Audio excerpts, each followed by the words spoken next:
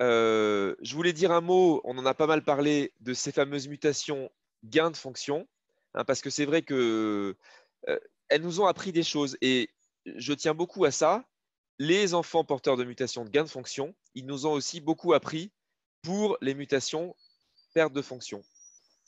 Ah Alors, les oui. gains de fonction, c'est des mutations qui sont plus rares. Alors, elles sont plus rares, comme je l'ai dit en introduction, Ah bon? parce que c'est vrai qu'elles doivent être un petit peu plus rares que les pertes de fonction. Euh, la plupart des mutations de ce gène doivent entraîner probablement des pertes de fonction, donc elles sont plus rares en termes de nombre de mutations possibles. Et puis, elles sont plus rares parce qu'elles sont plus difficiles à trouver, parce que c'est des enfants qui ont beaucoup moins de symptômes très spécifiques, hein. Un enfant qui a une épilepsie la première semaine, on ne passe pas à côté, hein. Un enfant qui a des troubles du spectre de l'autisme ou une déficience intellectuelle, s'il n'a pas d'autres signes, c'est difficile d'aller penser à KCNQ2 parce que Ouais. des gènes qui entraînent une déficience intellectuelle, il y en a 3000, hein. Et quelquefois, on en reconnaît certains. Et d'ailleurs, pour répondre à une question qui a été posée, attendez, je ferme ma porte parce qu'il y a un hélicoptère. Là, j'entends rien. Donc, pour répondre à une des questions qui a été posée, hein, pourquoi les enfants qui ont une mutation de KCNQ2, ils n'ont pas un nom de maladie? Bah, ils n'ont pas un nom de maladie parce que les maladies, elles ont été décrites bien avant les gènes et que ils n'ont pas, une histoire qui est suffisamment spécifique pour être sûr que c'est KCNQ2 dès le deuxième jour de vie. Vous voyez, dès qu'ils commencent leur épilepsie. Alors que on a parlé du syndrome de Rett, on peut parler du syndrome de Dravet. Enfin, il y a plein de maladies dans le monde, hein, qui ont un nom propre parce qu'elles ont été décrites par une personne, mais la plupart du temps, elles ont été décrites bien avant le gène. Elles ont été décrites parce que c'était des enfants qui se ressemblaient beaucoup et qu'on a pu, avant de savoir qu'il y avait un seul gène en commun, on a pu dire ils ont la même maladie, c'est sûr. On ne sait pas encore ce que c'est, mais ils ont la même maladie. Bon, pour KCNQ2, ce n'était pas le cas. Les enfants qui avaient une épilepsie néonatale, on disait qu'ils avaient une encéphalopathie épileptique précoce avec EEG de type suppression burst. Et les deux grands neuropédiatres qui ont décrit cette maladie dans les années 60, c'est un japonais qui s'appelle Monsieur Otahara et un français qui s'appelle Monsieur Ecardi. Ces deux personnes qui ont décrit dans les années 60 des épilepsies qui débutaient dans la période néonatale et qui avaient un EEG avec suppression burst. Et dans les années 2000, tout à fait récemment, on s'est aperçu que en fait, ce n'était pas qu'une seule maladie qu'ils avaient décrite, mais un symptôme, épilepsie néonatale avec EEG suppression burst, qui avait qui était en lien avec beaucoup de mutations génétiques possibles. Mais la plupart de ces patients, la majorité de ces patients, ils avaient quand même une mutation perte de fonction de KCNQ2.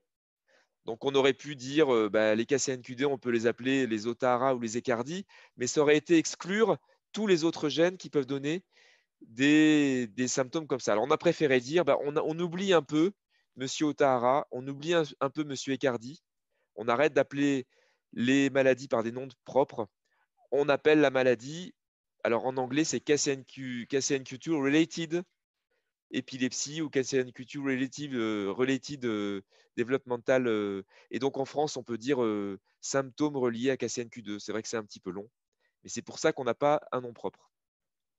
Alors là, je vous ai mis des exemples de gains de fonction, donc qui sont des mutations qui ont été identifiées comme entraînant des conséquences complètement différentes. Parce que ce qu'il faut bien savoir, hein, là on parle d'une protéine qui va être, qui va faire partie d'une porte qui va faire rentrer des ions dans la cellule, hein. Et donc cette protéine, si elle est un peu déformée et que la porte elle ferme mal, bah, on aura des conséquences qui seront plus ou moins importantes en fonction du degré de fermeture de la porte. Et puis si la porte ferme bien, mais qu'il y a un trou dans la porte, bah, la porte elle aura beau bien fermer, il y aura quand même des fuites d'ions. Et puis si la porte elle ferme trop bien, hein, il y a une espèce de rabattant qui fait qu'on n'arrive pas à l'ouvrir, elle est trop lourde. Et vous voyez, donc c'est pour ça qu'une petite variation pourrait avoir des conséquences très différentes. Voilà, donc les mutations de gain de fonction, en voilà trois. Je suis certain qu'il y en a d'autres et qu'on va en trouver d'autres, hein. On est en train de les colliger. Et ces mutations gain de fonction, eh ben, la plupart du temps, n'entraînent pas d'épilepsie ou une épilepsie plus tardive, même s'il y a des exceptions. Il y a quelques enfants avec gain de fonction qui ont une épilepsie néonatale. Et pourtant, ces enfants sans aucune épilepsie, bah, ils ont quand même un trouble du neurodéveloppement. Ouais. Donc, c'est bien la preuve pour nous que ce n'est pas l'épilepsie, ce n'est pas des séquelles de l'épilepsie Mm. quand on a un enfant qui a une épilepsie néonatale et puis qui ensuite qui convulse plus, mais qui a quand même des difficultés. Eh ben, ce n'est pas parce qu'il aurait des séquelles d'une épilepsie trop tardivement traitée ou, ou mal traitée. C'est plus compliqué que ça parce qu'on connaît des enfants porteurs de mutations de KCNQ2 qui n'ont pas d'épilepsie et qui ont pourtant des symptômes de TSA, de troubles du spectre de l'autisme ou de troubles du neurodéveloppement, ou même des enfants avec un handicap. Ça, ça, ça veut bien dire que s'intéresser qu'à l'épilepsie, ça n'est pas répondre à toutes les questions. Et que quand on s'intéresse aux enfants porteurs de KCNQ2, hein, bah, vous le savez en consultation, on parle de l'épilepsie un peu, et quelquefois ça va très vite parce que c'est derrière nous, et on parle beaucoup du comportement, des progrès, des difficultés, du handicap. Et quand on nous demande, quand on se demande qu'est-ce qu'on voudrait améliorer chez ces enfants, hein, bah, la plupart des parents, ils répondraient bah, l'épilepsie, bah non, parce que c'est terminé. Moi, à la limite, j'aurais bien aimé que ça dure un peu moins longtemps. Mais maintenant, c'est plus ça qui m'intéresse. Ce que je voudrais améliorer, c'est les problèmes de comportement, les problèmes de tonus, d'alimentation, de mouvement qui ne sont pas toujours aussi précis qu'ils devraient être, Le euh, de, verbal. de langage, de réflexion, etc. Ouais. Voilà. Et donc, moi, je suis persuadé que ça a beau être des enfants différents, euh, ils ont, ils entrent dans le champ de la recherche sur le neurodéveloppement en général et même sur KCNQ2 en particulier, quel que soit le type de mutation. Parce que sinon, si on aboutit à dire bah, une mutation donnée, c'est une équipe de recherche, vous imaginez qu'on a vraiment du chemin, puisque des Mm. mutations de KCNQ2 décrites, je parle sous le contrôle de Laurent Villard, mais je crois qu'il y en a plusieurs centaines différentes. Près de Hein, 500, ouais, 500. voilà, Mm. 500 différentes décrites. Donc vous imaginez, s'il faut à chaque fois 10 ans 10 ans de travail par un laboratoire pour une mutation, vous imaginez le temps qu'on va mettre Mm. pour aider ces enfants. Et je suis persuadé que ce sera pas comme ça que ça va avancer. Hein. Et il y a eu des questions, du coup j'en profite pour un peu répondre aux questions qui sont passées dans le chat sur la thérapie génique. La thérapie génique, pour certaines maladies, ce n'est pas le futur, c'est le présent. Il y a déjà des thérapies géniques qui sont même plus dans le cadre d'un essai, hein, qui sont dans le cadre d'une prescription médicamenteuse, hein, comme on prescrit le Tegretol. Hein. Hein, et bon, ça, on fait un peu plus attention parce que ça se fait à l'hôpital, etc. Mais dans certaines maladies, c'est déjà le cas. Hein.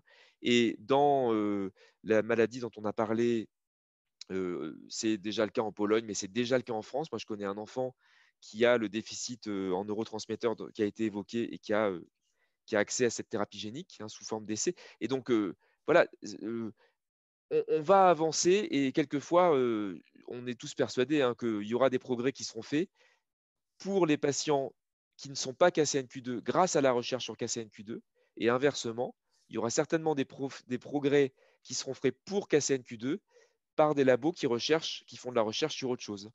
Parce que le cerveau, lui, il n'a pas une boîte avec KCNQ2, KCNQ1 et puis STXBP1 ou d'autres gènes. Hein. Le cerveau, il fonctionne comme il peut et il s'arrange comme il peut avec des mutations. Et tous ceux qui s'intéressent au cerveau, je pense, participent au progrès pour ces patients, même si, évidemment, il nous reste beaucoup de chemin et c'est toujours un petit peu long. Donc, on a parlé pas mal de recherche translationnelle, de recherche plus fondamentale. On a parlé un peu moins de recherche clinique, même si quand on décrit des tableaux chez les adultes, quand on suit des patients, ben, c'est le cas.